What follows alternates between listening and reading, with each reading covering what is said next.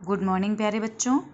आज हम कक्षा 11 के कबीर दास जी के पद में से पद पढ़ेंगे और ये पद हमारे कबीर वाणी से लिए गए हैं।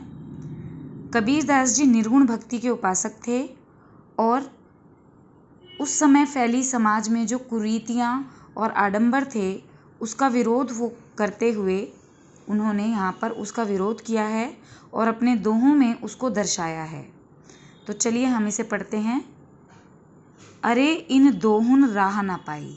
यहाँ पर इस पद में हिंदू और मुसलमान दोनों के जो धर्म, जिस तरह के वो धर्म मानते थे, धर्माचरण करते थे, उस पर चोट करते हुए आडंबरों और कुरीतियों की आलोचना इस पद में की गई है। और यहाँ जो दोहुन, ये जो दोहुन है, ये दोनों हिंदू और मुसलमान दोनों धर्मों के लिए आया है। अरे इन दोहुन राह न पाई, इन दोनों ने ही सही राह नहीं पाई है, हिंदू और मुसलमानों ने। हिंदू अपनी करे बड़ाई, गागर छुवन न देई। हिंदू जो हैं अपनी बड़ाई करते हैं और निम्न जाति के लोगों को गागर यानी घड़े को भी नहीं छूने देते हैं। उनके अनुसार अगर घड़ा छूने मात्र से ही वो अपवित्र हो जाता है। वैश्या के पायंतर सोवे, यह देखो हिंदुआई।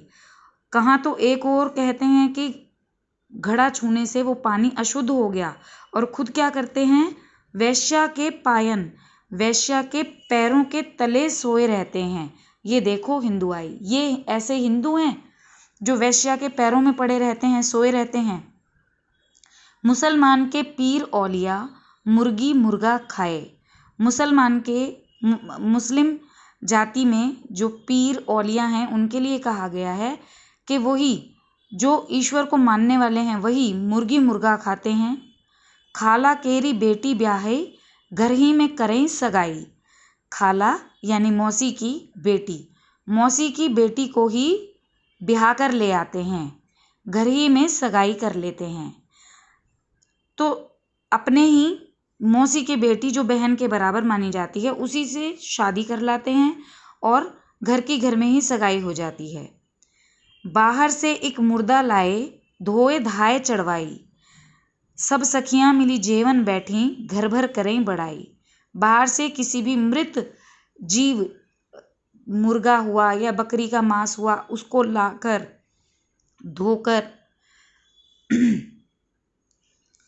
धो धाकर उसे चढ़वाई, गैस पर या आग पर चढ़वाकर उसे पका कर के खाते हैं।